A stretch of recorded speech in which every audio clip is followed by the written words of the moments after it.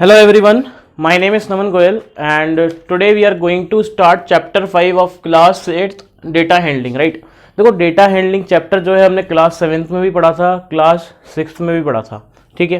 Class 8th में भी है बट इसमें हम थोड़ा उसको चैप्टर को और आगे कंटिन्यू करेंगे, राइट। देखो हमने पहले बार ग्राफ पढ़ लिया था, राइट, ठीक है।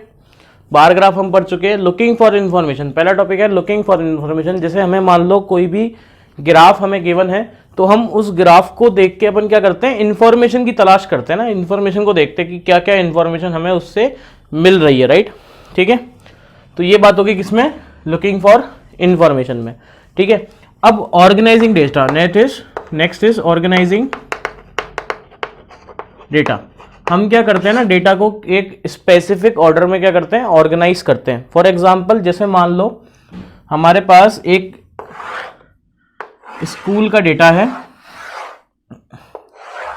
स्टूडेंट्स के मार्क्स सब्जेक्ट है हमारे पास, और उनके जो मार्क्स आए हैं उस रेस्पेक्टिव सब्जेक्ट्स में उनका हमारे पास क्या है, डेटा है, ठीक है। मैथ्स में कितने मार्क्स आए, मैथ्स में, इंग्लिश में, साइंस में और हिंदी में, ठीक है। इनका हमारे पास क्या है, डेटा है। किसी स्टूडेंट के मान लो मैथ्स में मार्क्स हैं 20, इंग्लिश में है 15, साइंस में है 17 और हिंदी में है 12, ठीक है। तो इसको अपन ऑर्गेनाइज डेटा बोलते हैं, ठीक है। हमने प्रीवियस क्लासेस में क्या सीखा है कि हम इनका फ्रीक्वेंसी डिस्ट्रीब्यूशन टेबल बना सकते हैं, ठीक है। अच्छा, फ्रीक्वेंसी डिस्ट्रीब्यूशन टेबल कैसे बनाते हैं, इसमें अपन टैली मार्क्स भी लगाते हैं ना। तो यहाँ अपन इनका टेबल बना लेते हैं, ठीक है। ये हमारे पास है फ्रीक्वेंसी, ठीक है। ये हमारे पास सब्जेक्ट और ये हमारे पास टैली मार्क्स, ठीक है। मैथ्स पहला है हमारे पास मैथ्स का जो फ्रीक्वेंसी है वो कितना है, 20 है। इंग्लिश, ठीक है, इंग्लिश का जो हमारे पास जो फ्रीक्वेंसी है वो 15 है। नेक्स्ट इज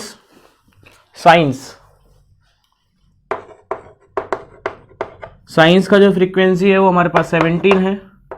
और आखिरी जो है हिंदी का जो फ्रीक्वेंसी है वो हमारे पास है 12, राइट। अब हमें इनके टैली मार्क्स बनाने हैं ना। तो देखो 20 के लिए पहले बनाएंगे 5, 1 2 3 4 5 6 7 8 9 10 11 12 13 14 15 16 17 18 19 20, ठीक है।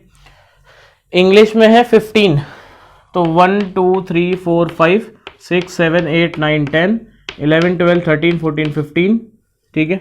साइंस के लिए 17, 1 2 3 4 5 6 7 8 9 10 11 12 13 14 15 16 17, ठीक है। हिंदी के लिए कितना है, 12, 1 2 3 4 5 6 7 8 9 10 11 12, ठीक है। तो ये हमने क्या किया, उसको ऑर्गेनाइज कर दिया, ठीक है। अब नेक्स्ट होता है ग्रुपिंग डेटा। नेक्स्ट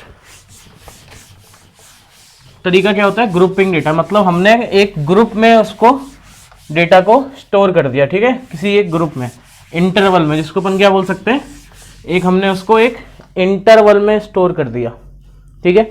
जैसे 10 to 15, 15 to 20, इन सबको अपन क्या बोलते हैं, ग्रुपिंग डेटा बोलते हैं, राइट। अच्छा, अगला है बार्स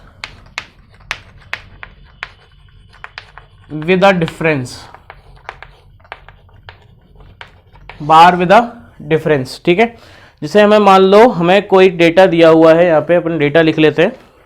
डेटा हमें दिया हुआ है क्या, क्लास इंटरवल हमें दिया हुआ है, ठीक है। ये जो डेटा मैं लिख रहा हूँ उसको अपन बोलते हैं ग्रुपिंग डेटा, है ना, जो ग्रुप में करके अपन लिखते हैं। और उसकी फ्रीक्वेंसी हमें दी हुई है, ठीक है, ठीक है। 10 to 20, 0 to 10, 10 to 20, 20 to 30, 30 to 40, 40 to 50, 50 to 60, ठीक है। 2 10 21, 2 10 21, 19 7 and 1, ठीक है। ये हमें दिया हुआ है डेटा।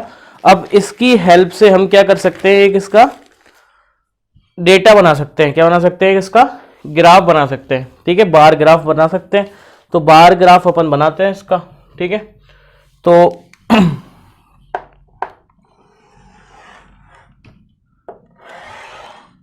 ये है हमारे पास y एक्सिस, ये है हमारे पास x एक्सिस।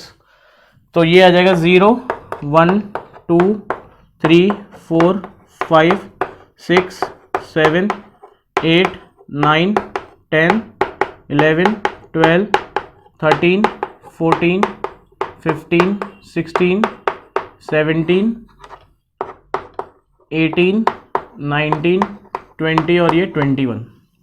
ठीक है, 0 to 10 20 30 40 50 और ये 60। ठीक है, अच्छा 0 to 10 के लिए ग्राफ जाएगा 2 तक। ठीक है, ये बन गया। 10 to 20 के लिए 10 तक।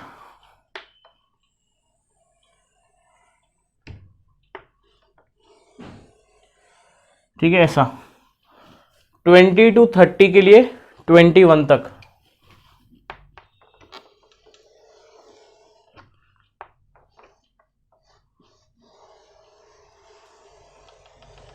ठीक है, ऐसा 30 to 40 के लिए 19 तक।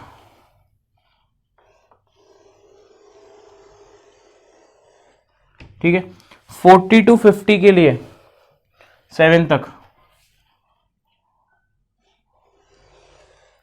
50 to 60 के लिए 1। तो ये ऐसा आ जाएगा। ठीक है, तो ये हमने क्या बोला कि बार ग्राफ विद डिफरेंस है ना, डिफरेंस है दोनों में ना। ठीक है, ऐसा हो गया हमारे पास क्या, बार ग्राफ। और ये जो डेटा है इसको अपन क्या बोलते हैं, ग्रुपिंग डेटा। ये डेटा किस फॉर्म में है, ग्रुपिंग डेटा में। अच्छा, अब बार ग्राफ का एक फॉर्म होता है हिस्टोग्राम। देखो हिस्टोग्राम और बार ग्राफ में फर्क क्या होता है, यहाँ पे स्टार्टिंग में 10 था, सब में डिफरेंस 10 था। अगर मान लो स्टार्टिंग में मैं 100 का डिफरेंस ले लूँ, फिर 10 का है, तो उसको अपन किस साइन से रिप्रेजेंट करते हैं, किंक। इस साइन से इसको अपन बोलते हैं किंक, कि आगे अनइवन है फिर इवनली चल रहा है। ठीक है, अच्छा एक हिस्टोग्राम अपन बनाते हैं, फिर उससे अपने को समझ में आ जाएगा। एक क्वेश्चन अपन करते हैं, राइट।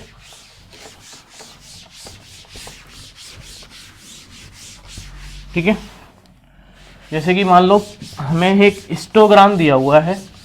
ठीक है, हिस्टोग्राम अपन ड्रॉ कर लेते हैं। ठीक है, तो ड्रॉ करते हैं। हिस्टोग्राम हमें दिया हुआ है एक।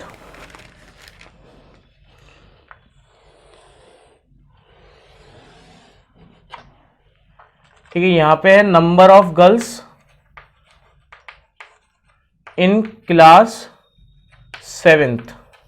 ठीक है, यहाँ पे height in centimetre, height in centimetre. ठीक है, यहाँ पे अपन अनइवनली स्टार्ट कर रहे हैं, तो यहाँ पे हमने क्या लगा दिया, किंक लगा दिया। ये है हमारे पास 125। ठीक है, पहले तो देखो 0 से 125 का डिफरेंस था। अब अपन कितने कितने का लेकर जा रहे हैं, 5 का। 130 135 140 145 150 155 एंड 160। ठीक है, ठीक है, 1 2 3 4 5 6 एंड ये 7। ठीक बात। ठीक है, ऐसा है हमारे पास। अब ग्राफ बना लेते हैं। 125 से 130 के लिए हमारे पास है 1। ठीक है, 135 से है 2, 132 135 is 2, 135 to 140 is 3। ठीक है, फिर 145 to 140 to 145 7, 140 to 145 is 7, 145 to 150 is 4। ठीक है, फिर 2 और फिर ये हमने एंड में क्या ले लिया, 1 ले लिया, राइट, 1 ले लिया। ठीक है, ये हमें दिया हुआ है हिस्टोग्राम। हिस्टोग्राम क्यों है, क्योंकि यहाँ पे क्या है, पहले स्टार्टिंग अनइवन से हुई है, फिर इवनली डिफरेंस के साथ अपने स्टार्टिंग करी है। पहले अगर मैं आपसे पूछूं कि इस ग्राफ से आपको क्या इंफॉर्मेशन मिलती है, तो आप क्या बोलोगे कि sir class 7th the data of girls in class 7th, height, basically height of girls, how many girls are of height 125 to 130. There are only one girl whose height is 135 to 130, right. ठीक है. दूसरा question है which graphs contains maximum girls, या फिर किस group height की में सबसे ज़्यादा लड़कियां हैं. तो जिसका ग्राफ सबसे ज़्यादा बड़ा होगा, ठीक है, उसका ग्राफ वो सबसे ज़्यादा गर्ल्स को कंटेन कर रहा है. तो अगर आप इसमें देखो तो 140 to 145 का जो ग्राफ है वो सबसे ज़्यादा है. तो अपन क्या बोल सकते हैं कि 140 से लेके 145 सेंटीमीटर्स के ग्रुप में सबसे ज़्यादा लड़कियां हैं.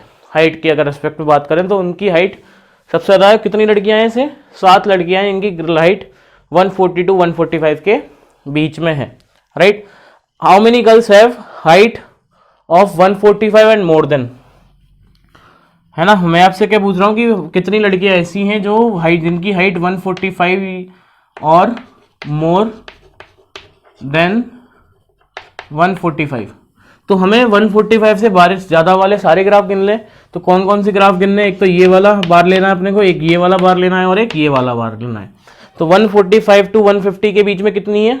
4 plus 150 to 155 two is 2 plus 155 to 60 is 1.